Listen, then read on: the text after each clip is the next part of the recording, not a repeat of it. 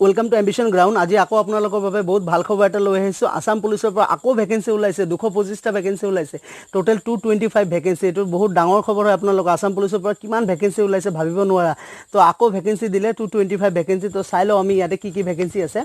তো আজি যি ভ্যাকেন্সি ওলাইছে 225 ইয়াতে কোনো ধৰণৰ কিন্তু ৰানিং নাই বা ফিজিক্যাল টেস্ট নাই অকল আপোনালোকৰ ৰিটেন টেস্ট হ'ব তো রানিং আর ফিজিক্যালের কারণে যেহেতু ভয় খাই আসলে ইহতে কারণে কিন্তু এটা ডাঙর অপরচুনিটি ইয়ার আগতো জুনিয়র এসিস্টেন্টর ভ্যাকেন্সি ওলাইছিল আসাম পুলিশের পৰা আজি আকৌ 225টা দিছে কিন্তু সো আপোনালোকে এপ্লাই কৰক এপ্লাইৰ লাস্ট ডেট গুটেইখিনি এই ভিডিওৰ জৰিয়তে আজি আপোনালোকক জনোৱা হ'ব তো আমি পোনপ্ৰথমে চাই লওঁ under the commissionerate of transport Assam ডিপাৰ্টমেন্টৰ পৰা ওলাইছে আসাম পুলিচৰ ভ্যাকেন্সি হয় জুনিয়ৰ এসিস্টেন্ট হেডকোয়াৰ্টাৰ ইয়াতে আছে 8টা ভ্যাকেন্সি তাৰ পিছত আছে আপোনালোকৰ স্টেনোগ্রাফার এসিস্টেন্ট স্টেনোগ্রাফার আছে এটা vacancy junior assistant district level ইয়াতে আছে 56 ভ্যাকেন্সি কম্পিউটারত আছে এটা ভ্যাকেন্সি অ্যাসিস্ট্যান্ট এনফোর্সমেন্ট ইন্সপেক্টরত আছে 30টা ভ্যাকেন্সি তাৰ পিছত আছে এনফোৰ্সমেন্ট চেকাৰ ইয়াতে আছে 48 ভ্যাকেন্সি আৰু হৈছে আপোনাৰ পিয়নৰ ভ্যাকেন্সি আছে ডিস্ট্ৰিক্ট লেভেলত দ্যাট মিন্স আপোনাৰ ডিস্ট্ৰিক্টত হ'ব গ্ৰেড 4 ইয়াতে আছে 30টা ভ্যাকেন্সি সো ইয়াতে কিন্তু ক্লাস 8 পাস হতো এপ্লাই কৰিব পাৰিব গ্ৰেজুৱেচন থকা হতো এপ্লাই কৰিব পাৰিব সো মই এতিয়া আপোনালোকক কোৱালিফিকেশন ডিটেইলছ খিনি জনাম তো বুজি পালে আপোনালোকে হেড কোৱাৰ্টাৰ মানে গুৱাহাটীত আপোনালোকৰ জব হ'ব আৰু কিছুমানৰ ডিস্ট্ৰিক্ট লেভেল যিকেটা আছে ডিস্ট্ৰিক্ট লেভেলত আছে 56 ভ্যাকেন্সি জুনিয়ৰ এসিস্টেন্টৰ 56 ভ্যাকেন্সি এটো আপোনাৰ ডিস্ট্ৰিক্টত হ'ব নিজৰ ডিস্ট্ৰিক্টত এতিয়া আমি চাই লওঁ নেক্সট ভ্যাকেন্সিটো কি আছে under the directorate of inland water transport department inland water transport ডিপাৰ্টমেন্টত যোৱা কেইদিনমান আগতে এপিএসসিৰ পৰা এসিস্ট্যান্ট ইঞ্জিনিয়াৰ और জুনিয়ৰ ইঞ্জিনিয়াৰ ভ্যাকেন্সি ওলাইছিলে আকৌ ইয়াতে চাওক আপোনালোকে গ্ৰেড 3 পোষ্টৰ দিছে junior assistant headquarter junior assistant হেডকোয়াৰ্টাৰত ওলাইছে আপোনাৰ টোটাল 13 ভ্যাকেন্সি হেডকোয়াৰ্টাৰ মানে গুৱাহাটীত হ'ব নেক্সট এসিস্ট্যান্ট কমাৰ্শিয়াল অফিসাৰ এটা ভ্যাকেন্সি তাৰ পিছত আছে জুনিয়ৰ এসিস্ট্যান্ট ডিস্ট্ৰিক্ট লেভেল মানে নিজৰ ডিস্ট্ৰিক্ট হ'ব 24 ভ্যাকেন্সি স্যালাৰি কিন্তু খুব ভাল দিছে 14000 ৰ পৰা 49000 গ্ৰেড পে 6200 ডিস্ট্রিক্ট লেভেলত যদি আপুনি হেডকোয়ার্টার লেভেলত থাকে তেতিয়াহলে 6200 এসিস্ট্যান্ট কমিশনার এসিস্ট্যান্ট কমার্শিয়াল অফিসারত 7600 গ্রেড পে তাৰ পিছত আছে মেকানিক্সৰ পোষ্ট আছে 4টা ভ্যাকেন্সি ফিল্টার হেল্পার আছে 8টা ভ্যাকেন্সি ইলেক্ট্রিক্যাল ওয়্যারম্যান আছে এটা ভ্যাকেন্সি তো বুজি পালে এতিয়া আমি সাম কোৱালিফিকেশন ডিটেইলছ তাৰে আগত আপোনালোকে চাওক ক্যাটাগৰি ওয়াইজ ডিস্ট্ৰিবিউশন দি দিছে মানে আপোনাৰ আনৰিজাৰ্ভ মানে জেনাৰেলৰ কাৰণে কেটা ভ্যাকেন্সি আছে ওবিসি এমওবিসি কাৰণে কেটা আছে এসসি এসটি হিলস ইডব্লিউএস ৰ কাৰণে ভ্যাকেন্সি বিলাক ভাগ কৰি দিছে তো এইখিনি আপোনালোকে চাই ল'ব ডিসপ্লেত নেক্সট চাওক গ্ৰেড 4 মানে পিয়নৰ বাবে তিনিটা টাইপছৰ ভ্যাকেন্সি আছে পিয়ন আছে প্ৰসেস সাৰ্ভাৰ আৰু নাইট চকীদাৰ তো পিয়নত আছে 15টা প্ৰসেস সাৰ্ভাৰত আছে 10টা আৰু হৈছে আপোনালোকৰ নাইট চকীদাৰত আছে এটা ভ্যাকেন্সি 5টা ভ্যাকেন্সি বুজি পালে এখিনি এডি আমি সাম under the directorate inland water ট্ৰান্সপোৰ্টতো ভ্যাকেন্সি বিলাক ভাগ কৰি দিছে কোনটো বিভাগত কি আছে নেক্সট আমি এলিজিবিলিটি সাম এলিজিবিলিটি চাই লওক এলিজিবিলিটিৰ ভিতৰত কৈছে আপোনাৰ এজ হ'ব লাগিব এজটো জানে আপোনালোকে 18 বছৰৰ পৰা আপোনালোকৰ 38 বছৰ 38 ইয়াৰ্স ওপৰত যাব না লাগিব তো ৰিল্যাক্সেশন আছে যদি আপোনাৰ এসসি এসটি হয় তেনেহলে আপুনি 5 ইয়াৰ্স পাব এক্সট্ৰা যদি আপুনি ওবিসি ওমেবুসি হয় তেনেহলে আপুনি 3 বছৰ এক্সট্ৰা পাব এতিয়া আমি এডুকেশনাল কোৱালিফিকেশন সাম মানে কোৱালিফিকেশন কি হ'ব লাগিব যদি আপুনি জুনিয়ৰ এসিস্ট্যান্ট হেডকোয়াৰ্টাৰ লেভেল আৰু ডিস্ট্ৰিক্ট লেভেলৰ বাবে এপ্লাই কৰিব বিচাৰে তেনেহলে আপোনালোকৰ থাকিব লাগিব গ্ৰেজুৱেচন মানে হয়তো বিএ বিএসসি বিকম অথবা ইঞ্জিনিয়াৰিং এমবিএ জি থাকক আপোনালোকৰ ইকুইভ্যালেন্ট ডিগ্ৰী থাকিলে হল গ্ৰেজুৱেচন থাকিব লাগিব মিনিমাম কোৱালিফিকেশন ম্যাক্সিমাম জি থাকে আপোনালোকে এপ্লাই কৰিব পাৰিব নেক্সট আছে অ্যাসিস্ট্যান্ট কমাৰ্শিয়াল অফিসাৰ ইয়াতেও কিন্তু আপোনালোকৰ গ্ৰেজুৱেট লাগিব ঠিক আছে আৰ্টস সায়েন্স কমাৰ্স যিকোনো ব্যাকগ্ৰাউন্ডৰ পৰা হলে হৈ যাব নেক্সট আছে স্টেনোগ্ৰাফাৰ গ্ৰেড 3 স্টেনোগ্ৰাফাৰ গ্ৰেড 3 আপোনালোকৰ গ্ৰেজুৱেচন তো লাগিব লগতে কিন্তু আপোনালোকৰ স্টেনোগ্ৰাফিত সাৰ্টিফিকেট এখন থাকিব লাগিব যদি আপোনালোকে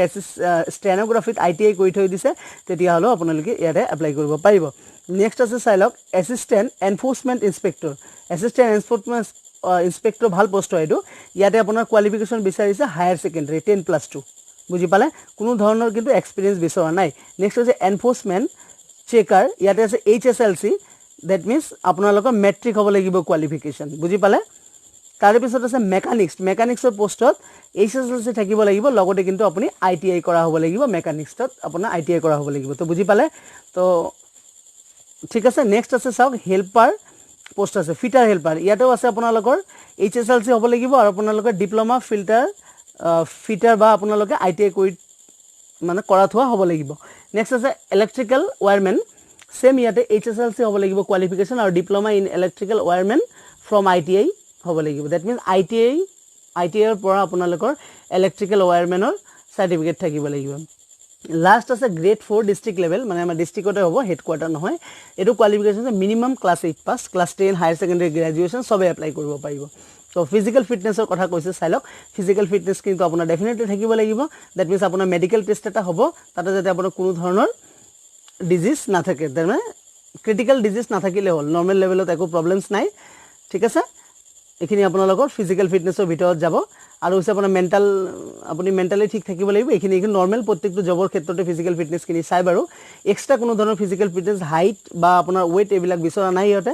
কোনো ধৰণৰ ৰানিং নাই কোনো ধৰণৰ আপোনালোকৰ হাই জাম্প লং জাম্প একো নাই তো এটা ডাঙৰ অপৰচুনিটি আপোনালোকৰ বাবে তো এপ্লাই কেনেকৈ কৰিব এখিনি আমি এতিয়া চাম তো এপ্লাই কিন্তু আপোনালোকৰ অনলাইন প্ৰসেস হ'ব অনলাইনত আপোনালোকে এপ্লিকেশন ফৰ্ম ফিল আপ কৰিব লাগিব তো অনলাইন এপ্লিকেশনৰ লাষ্ট ডেট তো আমি চাই লওঁ ফৰ্ম ফিল আপ হ'ব 20 তাৰিখৰ পৰা দ্যাট মিন্স 27/2020 মই আপোনালোকৰ লিংকটো ডেসক্ৰিপশন বক্সত প্ৰভাইড কৰি দিম এতিয়া খুল নেখাব 20 তাৰিখৰ পৰা খুল খাই যাব অনলাইন এপ্লিকেশন আৰু লাষ্ট ডেট হৈছে সময় কিন্তু একেবাৰে কম দিছে 8 আগষ্ট লৈকে 8/8/2020 লৈকে তো বুজি পালে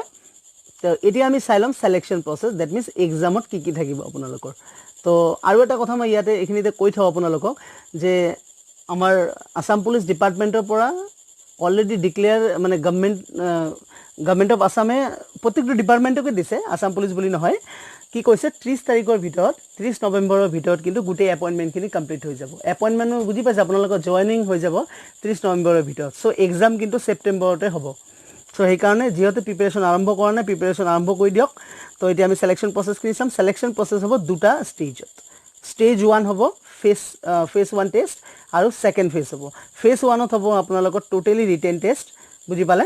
আৰু ফেজ 2ত হ'ব আপোনালোকৰ কম্পিউটাৰ টেষ্ট তো ফেজ 1 খিনি আমি চাই লম ফেজ 1ত কি কি থাকিব সিলেবাস খিনি চাম ফেজ 1ত আপোনালোকৰ এক্সাম হ'ব এক্সামৰ সিলেবাস খিনি চাম তাৰ পিছত আমি কিমান মাৰ্কস থাকিব চাই লম আমি তো চাও সিলেবাসটো একে থাকে বাৰু জেনাৰেল ম্যাথমেটিক্স থাকিব ল্যাঙ্গুৱেজ থাকিব ল্যাঙ্গুৱেজ মানে হৈছে আপোনালোকৰ ইংলিশ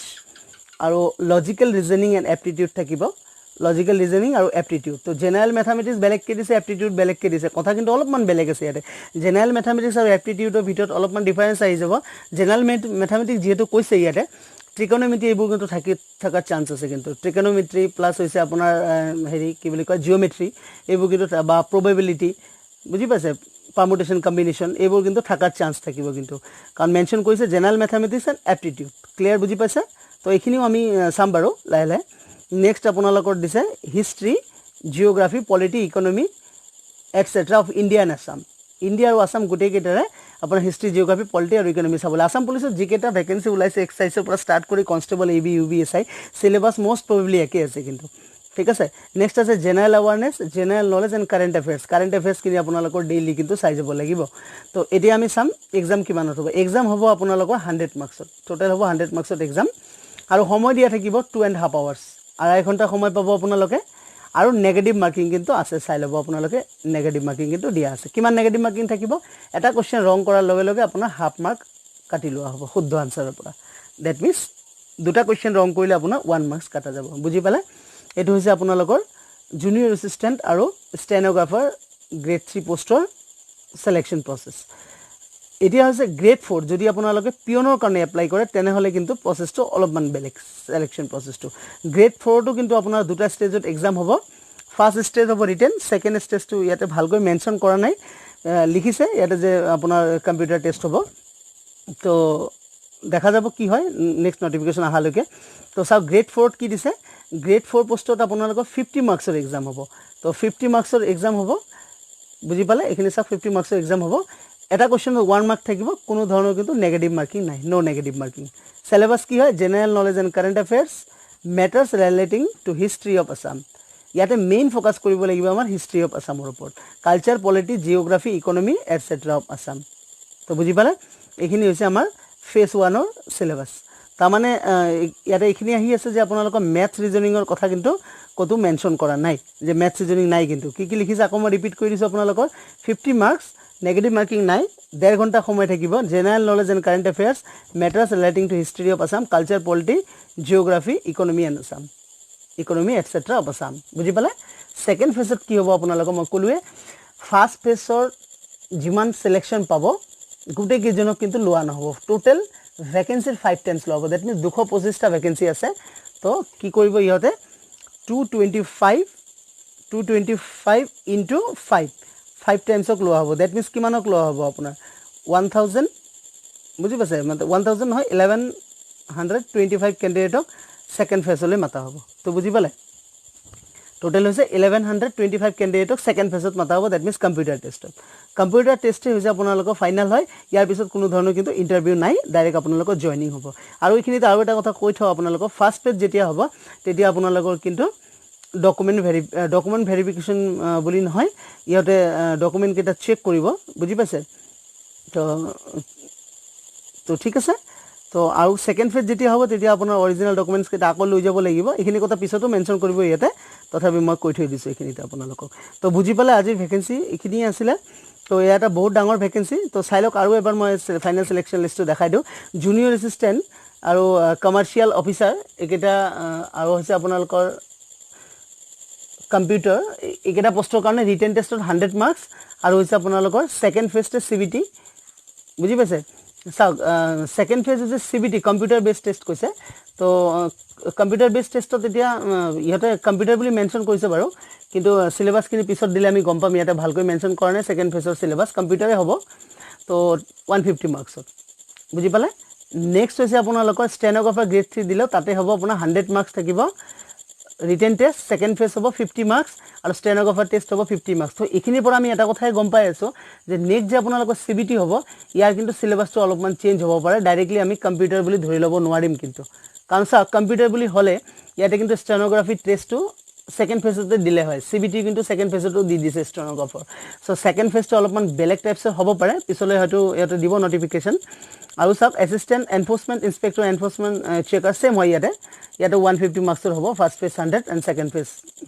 50 মাৰ্কছৰ বুজি পালে আৰু আপোনাৰ মেকানিক্স ফিল্টাৰ হেল্পাৰ এইকেইটা কি হ'ব আপোনালোকৰ ফাৰ্ষ্ট ফেজ হ'ব 100 মাৰ্কছ আৰু সেকেন্ড ফেজ হ'ব আপোনালোকৰ নিজৰ ডিপাৰ্টমেন্টৰ that means core subject report test over 50 marks 150 grade 4 to kintu second phase hobo first phase hobo 50 marks second phase is 15 marks to grade 4 to kintu bhalkoi yate mention kora na yate to tothapi ami syllabus dile sailom gute kini to buji pale to ekhini hobo apunalogor gute kini exam pattern